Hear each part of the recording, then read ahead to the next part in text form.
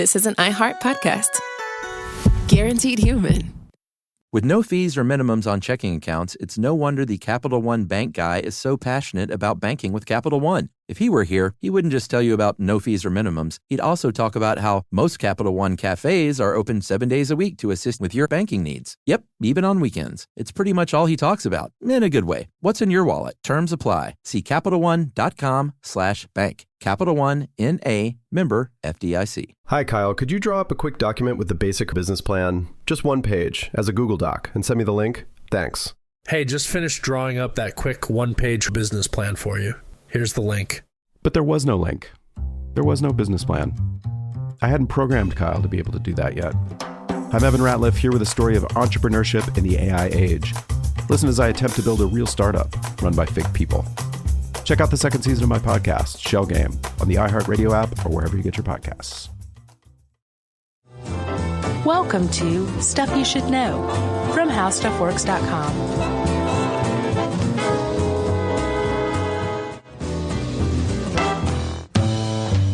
Hey, and welcome to the podcast. I'm Josh Clark. With me, as always, is Charles W. Chuck Bryant. And this here is Stuff You Should Know, the podcast. Welcome. Bienvenue. Willkommen. What is that from? The Producers? Oh, I don't know. Cabaret? Is that from something? Yeah. I think maybe Cabaret. I've never seen it. I don't know. I just was saying welcome in different languages. So you're feeling good right now? I'm feeling better now that we have gotten the condom podcast out of the way. I was a little bit sweaty. Oh, yeah? During that one. Oh, really? Got me all worked up. So now we can talk about lab-grown meat. What a great 1-2 punch. Jerry's just giggling. We are talking lab-grown meat, man. Yeah. We're talking about possibly the future of humanity, or what the future of humanity will eat. And this has kind of been a big thing ever since 2001, which we'll get to in a second.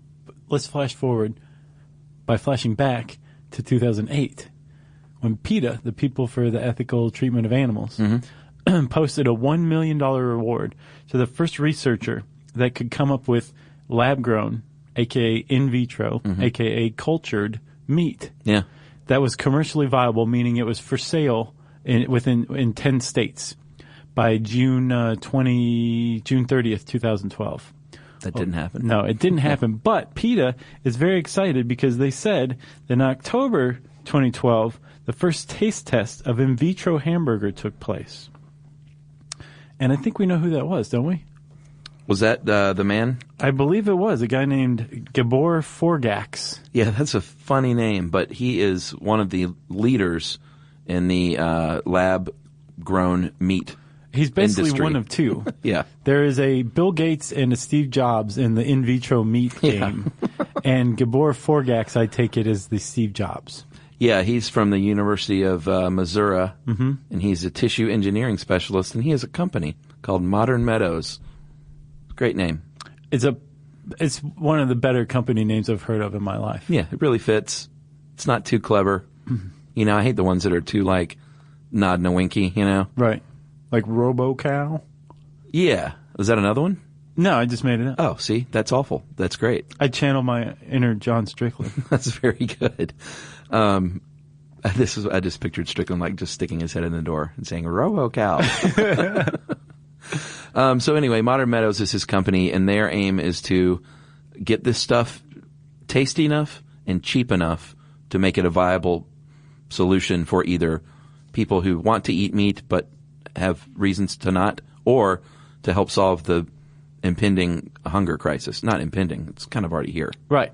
And apparently it may not have been Forgax. It could have been. I don't know. But Forgax definitely did a taste test himself earlier in 2011. He went to a TED Med conference and talked about his synthetic meat and then ate some on stage, which is kind of weird because it's like, well, yeah, it's kind of weird. It's like, I mean, I guess if you were like hawking hot dogs or something, you would eat them in public. Sure. So that's not that odd as it seems at first blush. It sounds a little bit of a Carnival Barker feel to that, though. They say that every great scientist is one part B.F. Skinner, one part P.T. Barnum. Oh, yeah? Well, that's what Principal Skinner said. Oh, really? Yeah, on The Simpsons. Yeah, no. That's good. That's a good saying, though. I like it. Yeah. The Bill Gates, or was that the Bill Gates? I think Forgax is Steve Jobs. Okay, so the Bill Gates is Marky Post from Night Court, Right. from TV's Night Court. Right. Oh, no, Mark Post. Yeah. From Maastricht University, which is in the Netherlands. Right. It's like these two universities got their researchers swapped. Seriously. Mark Post is in the Netherlands, and Gabor Forgax is in University of Missouri. That's so weird. It is weird. Maybe they did an exchange program or something. There you go. So Post is a vascular physiologist, and they say that they're not competing. No, and if you look at their stuff, they're coming up with two very different means to the same end. Okay. Eventually. But who knows? Maybe they're friends. I would imagine it's a pretty small community, the synthetic meat community. Yeah, they're probably on each other's speed dial, I bet. Right. And there's supposedly only about 30 groups working on this right now. But Yeah. what's mind-boggling is just how much of an impact a real breakthrough, and by breakthrough, it was like you were saying, Forgax said, like, you have to get it cheap and you have to get it tasty. Mm-hmm. And then you have to get the public to eat it. Yeah. But how much of a real breakthrough that would be if someone were able to do that? It would be tremendous. Okay. And potentially solve a lot of problems that are impending. So this idea is not new, the idea of creating lab-grown meat. The Churchill thing? Yeah. You don't think that's exactly what we're talking about? Oh, I guess so. Plus, it's Winston Churchill. He's like one of the coolest people of all time. That's true. In 1931, before he was a prime minister, Churchill predicted that by 1981, quote, "We shall escape the absurdity of growing a whole chicken in order to eat the breast or wing by growing these parts separately under a suitable medium." Right. And yeah. he was off roughly by 20 years. Not bad. No. And he may have meant like mass-produced, like we'd be doing that by then in 50 years. But in 2001, 20 years after his prediction, or the deadline of his prediction, a guy from Touro College? I've never heard of them. I don't know. New York Touro College. Touro. Never heard of it either. Well, his name is Morris Benjaminson. His dad's name is Benjamin. He came up with this idea to take goldfish muscle, cut fresh out of a live goldfish. Yeah. Which is pretty bad for the goldfish. Sure. And then thrown into a vat of nutrient-rich fetal bovine serum, which is wow. I wonder why he used goldfish. That's what I don't get. Why didn't he use like tilapia or something someone might want to eat? I don't know. Maybe that was the only thing that was handy. There was an office goldfish. He brought it in his little plastic bag. Yeah. Wow. And instead of eating it live for his fraternity prank, he grew some more. He actually grew 14% more. Yeah. Of what he put into this fetal bovine serum. Yep. These cells divided. Yep. They were live, which was big, but the serum coaxed it into continuing to divide, and again formed 14% more mass than was originally introduced. More mass, or did you write this? No, this is Okay. Patrick Kiger. As Patrick puts it, 14% worth of additional flesh on the chunks. Yeah. I like yours. I like mass better than flesh on the chunks. Flesh on the Chunks is good. That's a good band name. Yes, it is. So this guy has this bit, and he's like, holy cow, it worked. Let's eat it. So he tried to. He started to fry it up with a bit of lemon, olive oil, and garlic, and pepper, right? Yeah, makes great sense. And no one would eat it. I would have tried it. I would have, too. Actually, I don't know if I would have tried goldfish, if it would have been something else. The goldfish is still a big turnoff.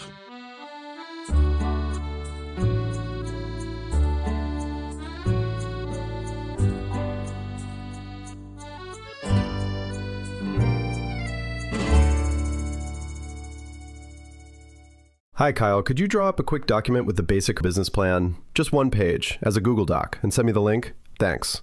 Hey, just finished drawing up that quick one-page business plan for you. Here's the link. But there was no link. There was no business plan. It's not his fault. I hadn't programmed Kyle to be able to do that yet. My name is Evan Ratliff. I decided to create Kyle, my AI co-founder, after hearing a lot of stuff like this from OpenAI CEO Sam Altman. There's this betting pool for the first year that there's a one-person billion-dollar company, which would have been like unimaginable without AI, and now will happen. I got to thinking, Could I be that one person? I'd made AI agents before for my award-winning podcast, Shell Game. This season on Shell Game, I'm trying to build a real company with a real product run by fake people. Oh, hey, Evan. Good to have you join us. I found some really interesting data on adoption rates for AI agents in small to medium businesses. Listen to Shell Game on the iHeartRadio app or wherever you get your podcasts. The moments that shape us often begin with a simple question. What do I want my life to look like now? I'm Dr. Joy Harden Bradford, and on Therapy for Black Girls, we create space for honest conversations about identity, relationships, mental health, and the choices that help us grow. As cybersecurity expert Camille Stewart-Gloucester reminds us, we are in a divisive time where our comments are weaponized against us. And so what we find is a lot of Black women are standing up and speaking out because they feel the brunt of the pain. Each week we explore the tools and insights that help you move with purpose, whether you're navigating something new or returning to yourself. If you're ready for thoughtful guidance and grounded support, this is the place for you. Listen to Therapy for Black Girls on the iHeartRadio app, Apple Podcasts, or wherever you get your podcasts.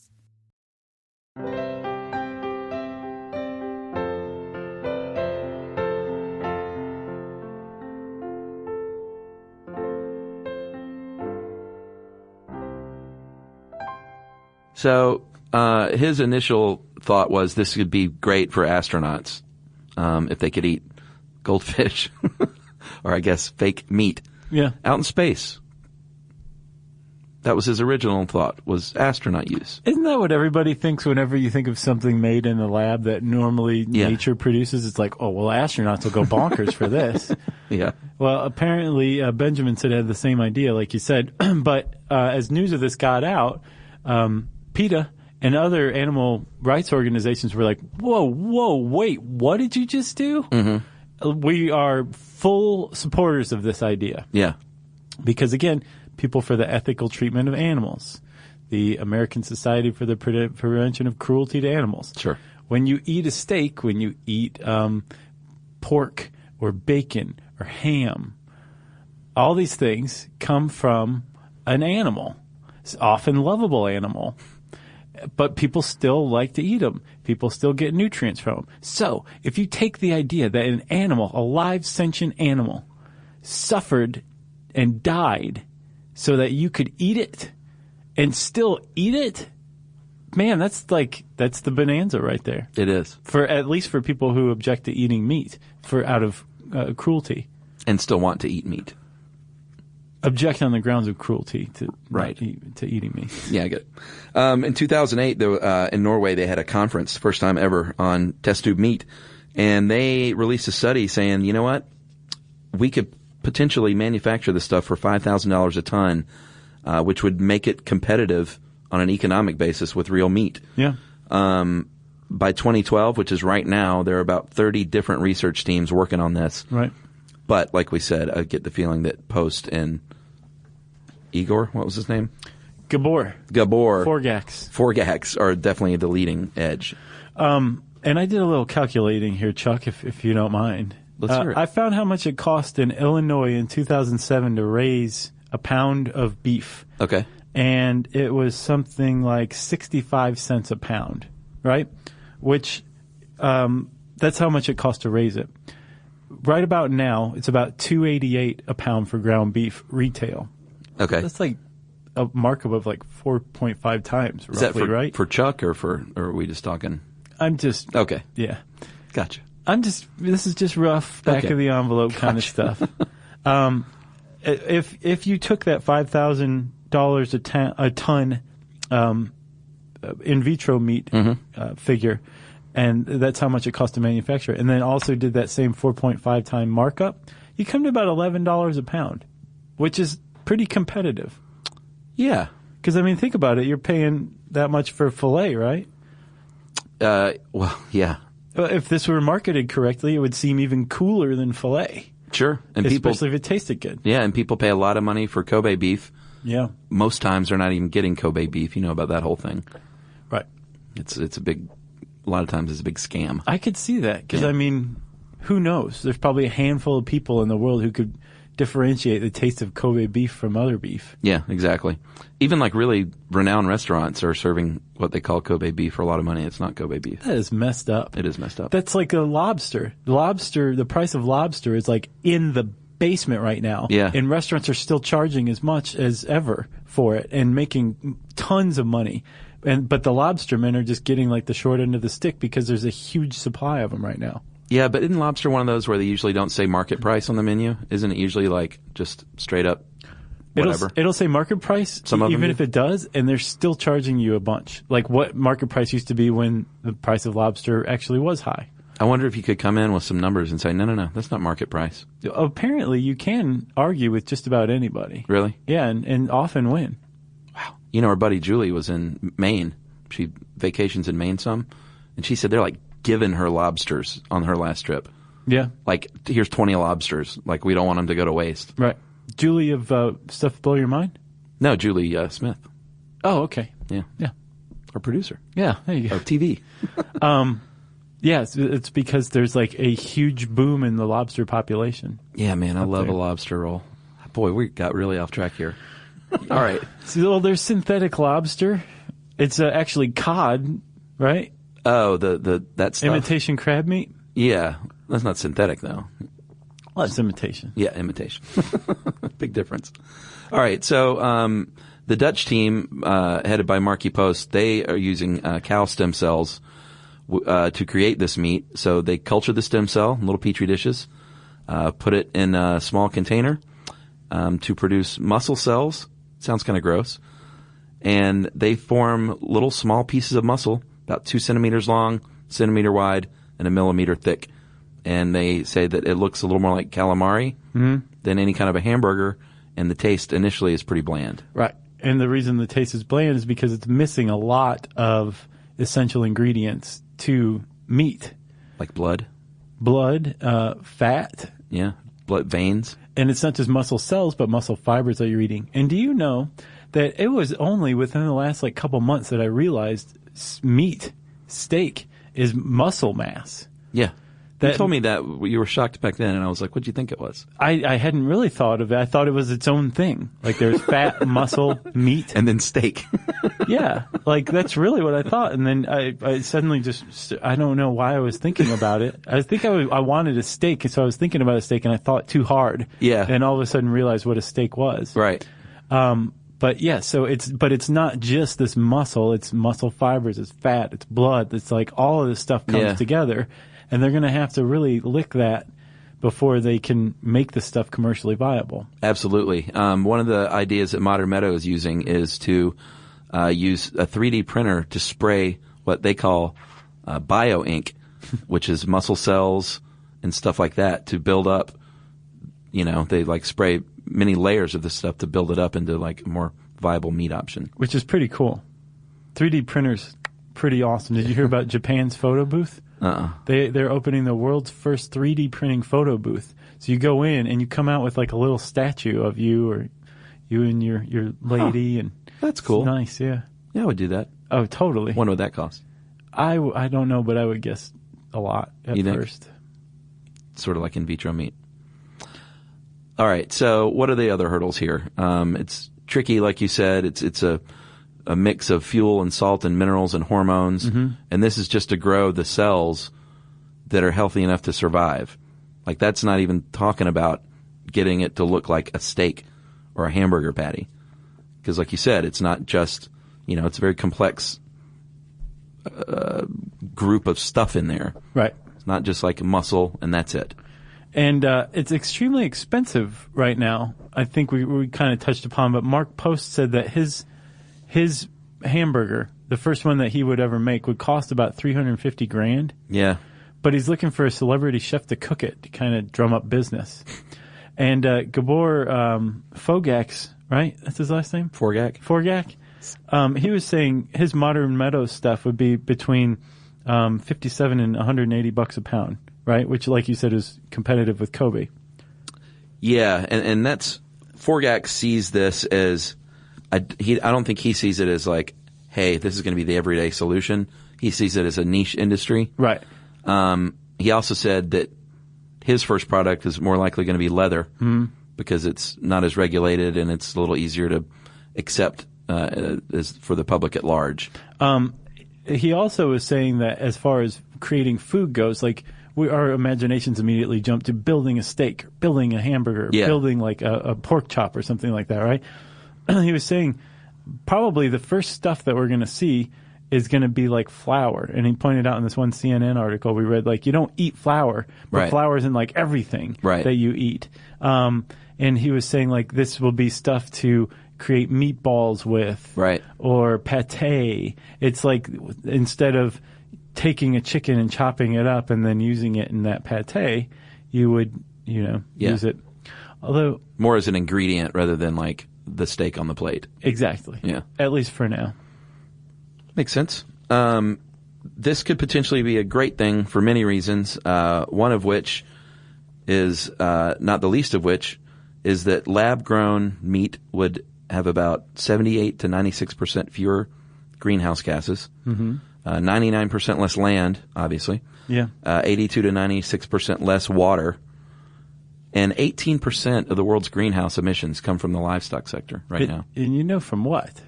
Well, gas and gas. Yeah, exactly. 2 types of gas. Yeah, like we have cow a big poop. methane problem from cow poop and gas. And then all the gas used to, obviously take care of the industry. Petroleum, that is. Plus, it's also just a lot more energy efficient. We use 100 grams of grain to produce 15 grams of meat. That's a 15% efficiency. Because what are you doing, Chuck, when you like feed something, right? Yeah. You take the energy found in a plant and feed it to an animal, so it's energy transfer. But you lose 85% apparently. Yeah. They're thinking with lab-grown meat, the energy efficiency will be like 50%. That's awesome. Yeah. And some of the other costs to grow a pound of beef, regular beef, necessitates 2,500 gallons of water, 12 pounds of grain, 35 pounds of topsoil, and the equivalent energy-wise of 1 gallon of gas. To grow a pound of meat. Just 1 pound of ground beef. Right. So you've got a lot of people abstaining from eating meat because of the animal cruelty aspect. You have a lot of people saying it's just socially irresponsible to eat meat. Yeah. And then you have people who, well, I guess that's it, right? That's the only reason people don't eat meat. Yeah, well, people like my wife who don't like the taste. Oh, okay. Well, this is not going to appeal to her at all then. Right. No. But you were saying like that the environmental or ecological consumption that it takes to create a pound of meat. Apparently they think that meat production is going to have to double in the next 40 years because of increasing incomes around the world. Typically when your GDP goes up, your consumption of meat goes through the roof. And China and India are on the way up, and they're thinking that meat is going to get in higher demand. Well, yeah, this and could there's help satisfy that. Not enough land. Right. Like right now, I think it said 70% of dry land on the earth is used for either grazing or some factor of livestock. 70%. Right. So, like, what are you going to do? There's not that much more land left to just use for cattle. Well, what they would do is the price of meat would just go up and up and up. Yeah, it would just become more scarce, I guess. Yeah, until but as the price of meat rises, the economic sensibility of lab-grown meat will become more viable. Yeah. True.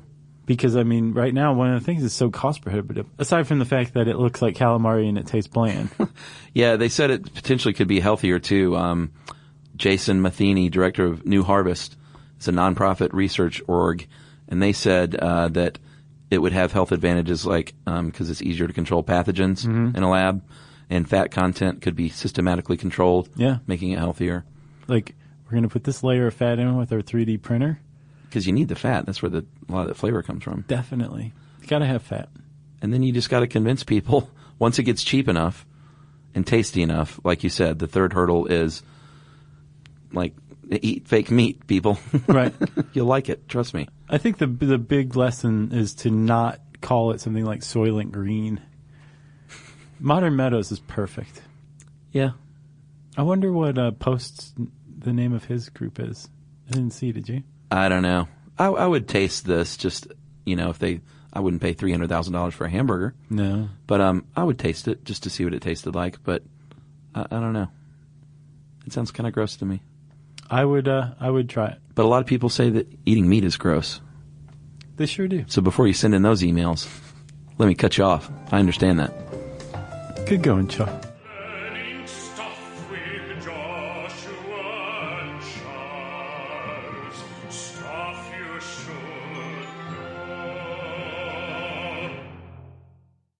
Hi, Kyle. Could you draw up a quick document with the basic business plan, just one page, as a Google Doc, and send me the link? Thanks.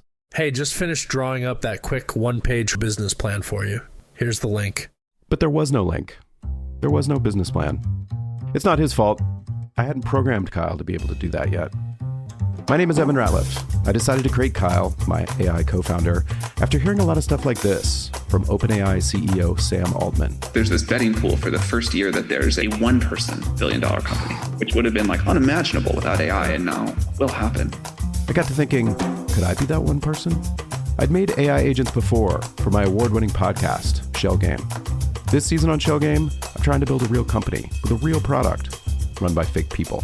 Oh, hey, Evan. Good to have you join us. I found some really interesting data on adoption rates for AI agents in small to medium businesses. Listen to Shell Game on the iHeartRadio app or wherever you get your podcasts. The moments that shape us often begin with a simple question. What do I want my life to look like now? I'm Dr. Joy Harden Bradford, and on Therapy for Black Girls, we create space for honest conversations about identity, relationships, mental health, and the choices that help us grow.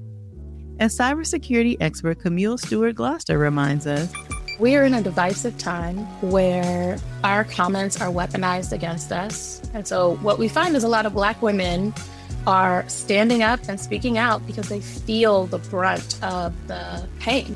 Each week we explore the tools and insights that help you move with purpose, whether you're navigating something new or returning to yourself. If you're ready for thoughtful guidance and grounded support, this is the place for you. Listen to Therapy for Black Girls on the iHeartRadio app, Apple Podcasts, or wherever you get your podcasts.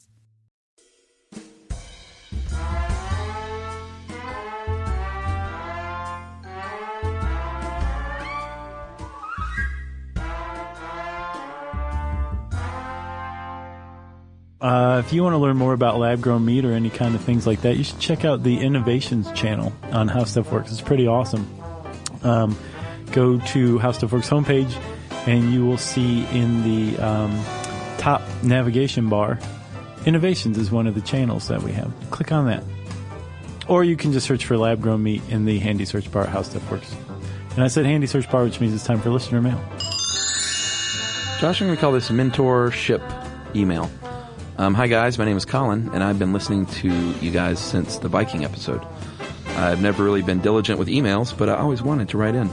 I'm in my senior year of high school and involved in a class called Independent Study Mentorship. This program works like an internship for high school students. We're responsible for finding a mentor in whichever career field we are interested in.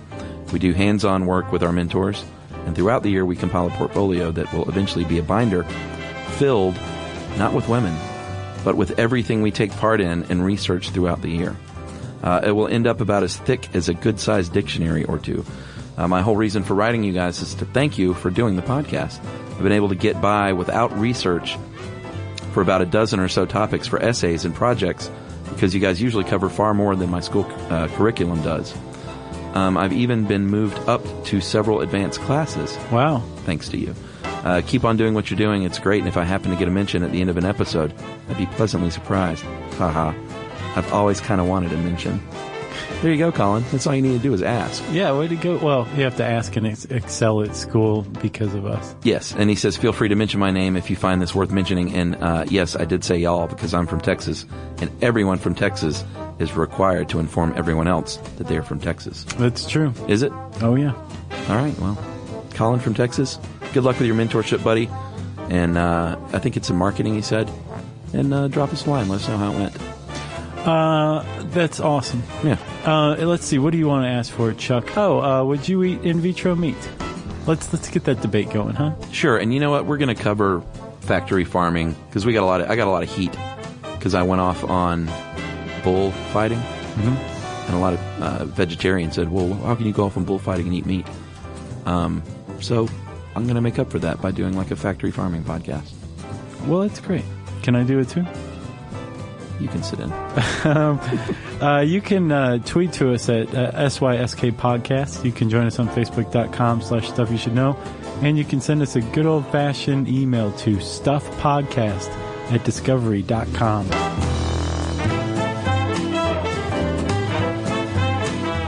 For more on this and thousands of other topics, visit howstuffworks.com.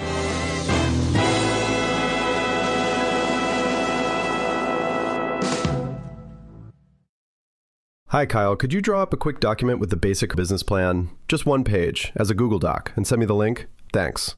Hey, just finished drawing up that quick one-page business plan for you. Here's the link. But there was no link. There was no business plan. I hadn't programmed Kyle to be able to do that yet. I'm Evan Ratliff, here with a story of entrepreneurship in the AI age. Listen as I attempt to build a real startup run by fake people. Check out the second season of my podcast, Shell Game, on the iHeartRadio app or wherever you get your podcasts. Whether it is getting swatted or just hateful messages online, there is a lot of harm in even just reading the comments. That's cybersecurity expert Camille Stewart-Gloucester on the Therapy for Black Girls podcast.